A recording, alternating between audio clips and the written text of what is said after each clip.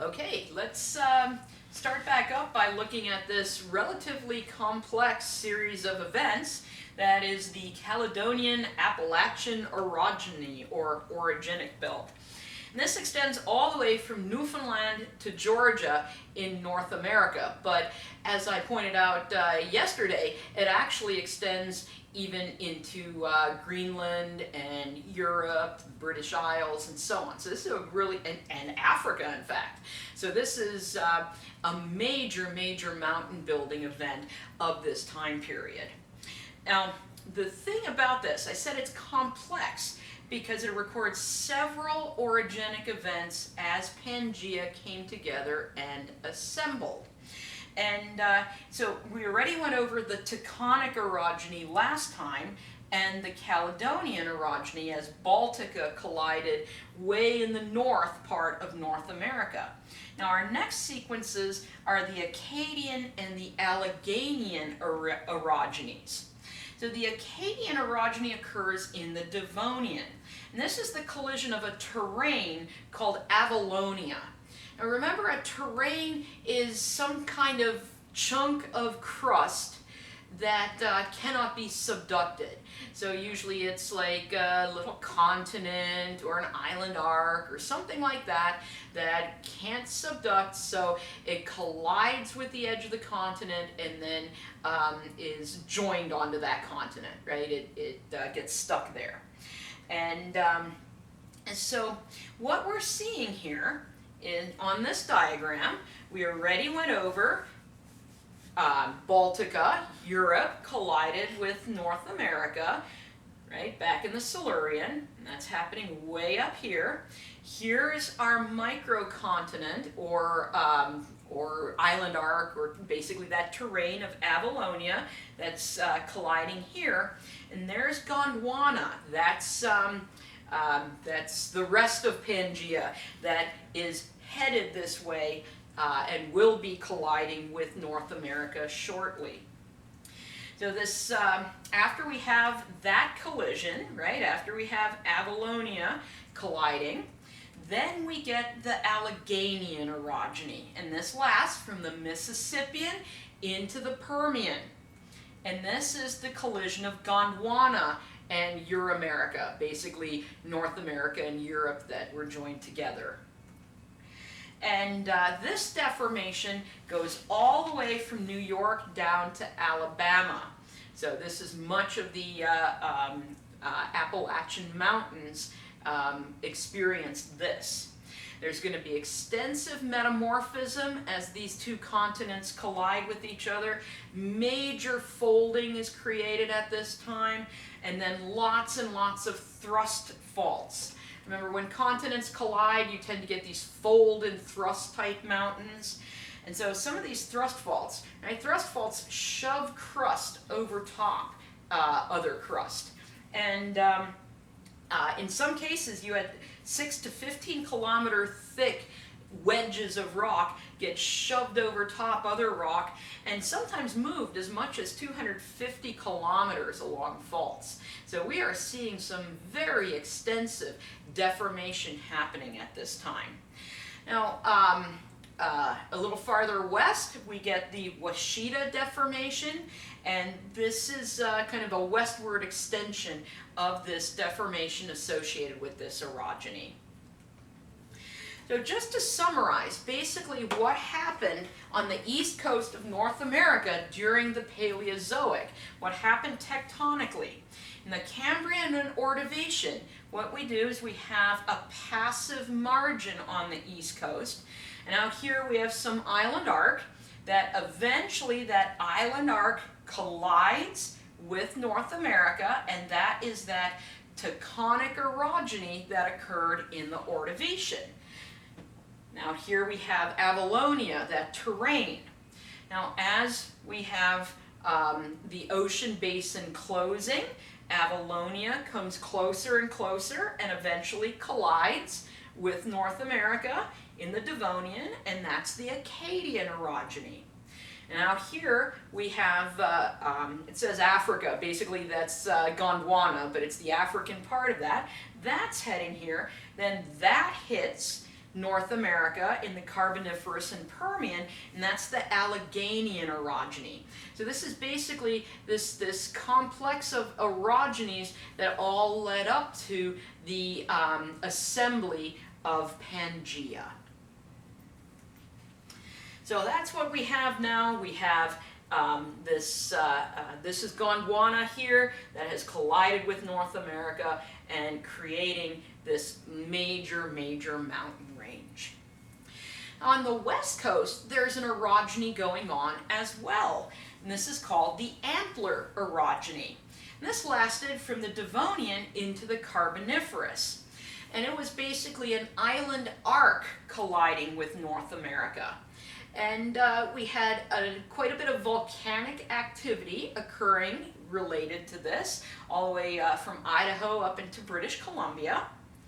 And east of where all of this antler orogenic activity was going on, there was a shallow sea where lots of carbonates, lots of limestones were accumulating. That's basically Nevada today.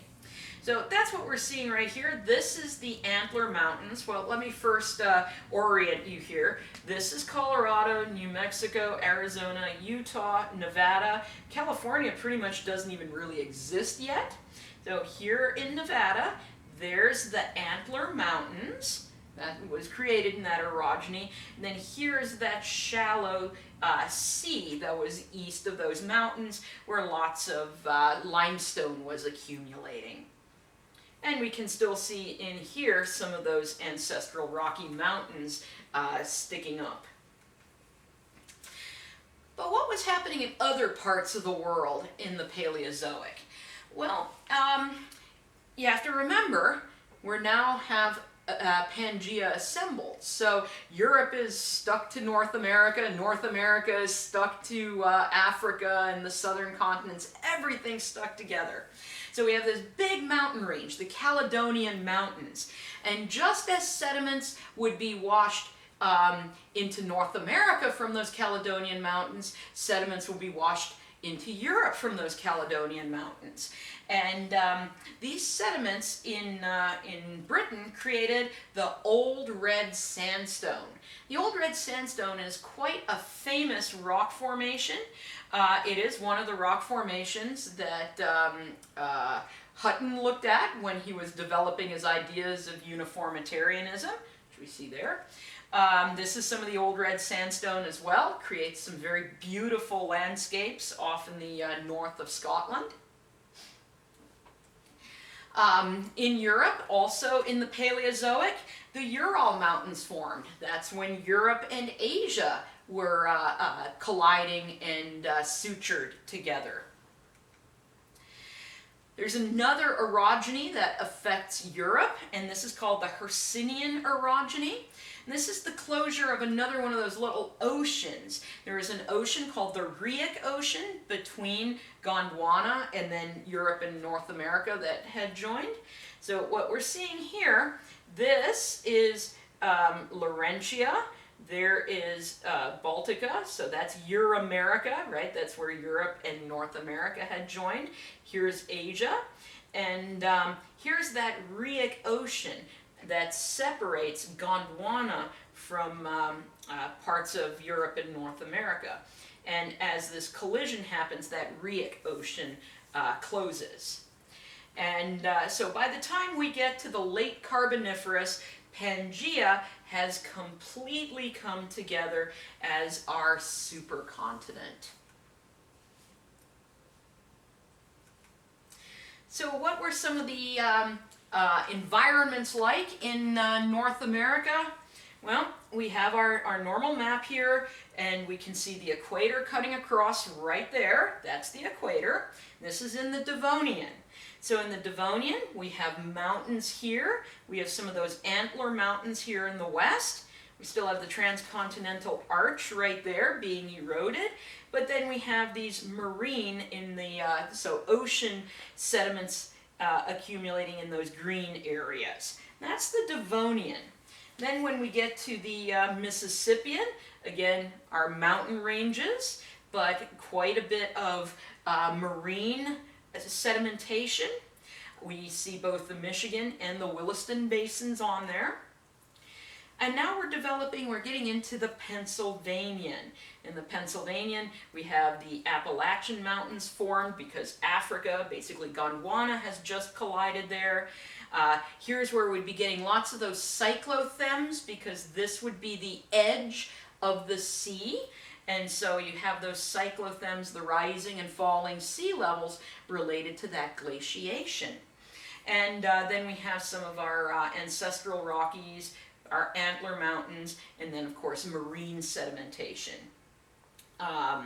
Moving into the Permian, there's our evaporites related to the Delaware Basin. Again, we have our mountains over here. Lots of terrestrial sedimentation at this time, but out here in the west we still have quite a bit of the marine sedimentation. Now the climate system, I've already alluded, or I've already said, that we had a glaciation at this time. And this ice age develops because we have two big things happening. Gondwana, the southern continents, are sitting in a south polar position, allowing for glaciers to grow. See, glaciers grow on land, and so now that we have a large landmass sitting at the South Pole, we can start growing these glaciers on there. In addition to that, in the late Paleozoic, we've had the development of these vast forests, and we're going to take a look at what some of these forests were like in our next lecture. But there were huge amounts of plants, and they're all photosynthesizing, and remember, photosynthesis uses carbon dioxide. And so these forests were removing massive amounts of carbon dioxide, so we're lowering the greenhouse gases as well, which allows for this ice age to begin. So we have a minor glaciation in the Devonian, but we have a major one developed from the Pennsylvanian into the Permian. And that ice age lasted for about 35 million years. Now, as a result of that ice age, and remember those cyclothems and the fluctuating sea levels, lots of coal was formed. So just like today, you have environments like South Florida or southern Louisiana where you have these kind of swampy forested areas. Well, if sea level rises a bit, that's all going to get submerged and buried. And all of that organic material then can get turned into coal. And because we had the sea level rose and then it fell and then it rose and then it fell, what would happen when the sea level falls? All kinds of forests grow up in these coastal areas. Sea level rises, all that organic material gets buried and turned into coal. Sea level falls, forests spring up again, sea level rises, all of those forests get buried and turned into coal. And this gets repeated over and over and over again, which is why we have such massive coal deposits from this time period. We also have quite a bit of oil and natural gas from this time period. This is related to those basins that developed. We had the Williston, Michigan, and Permian basins. And basically, we get organic material accumulate in those basins that gets turned into our oil and natural gas. And then we have these fantastic traps to catch and hold that oil and natural gas. And in the Williston and Michigan basins, the oil is typically found in reefs. Basically, these ancient reefs have a lot of porosity, and the oil gets stuck in that porosity. In the Permian Basin, reefs are some of the traps. They hold some of the oil there, but also some sandstones do. Of course, all of those basins were also, at least at some point in their history, a barred basin with restricted flow, and so evaporites accumulated in those basins as well. And metals. We have a number of metallic ore deposits that were formed at this time, because when you have mountain building events, these things form many different types of ores. And since we had a whole series of mountain building events going on, we have a number of different types of metallic ore deposits that were created. Okay, I always said I like finishing things off with weird facts. Well, the weird fact that I could find for the late Paleozoic was something called the Alamo Impact Event. And this has nothing to do with the Alamo in Texas. This was actually in Nevada.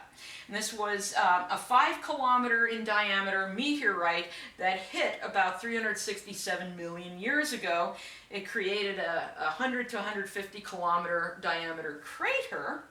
And this hit that shallow sea that was covering part of Nevada. And people have actually mapped out certain special rock types called tsunamites. These are basically these rocks that are washed up and carried in a tsunami event. And if this massive meteorite is going to be hitting the ocean, it will create a tsunami.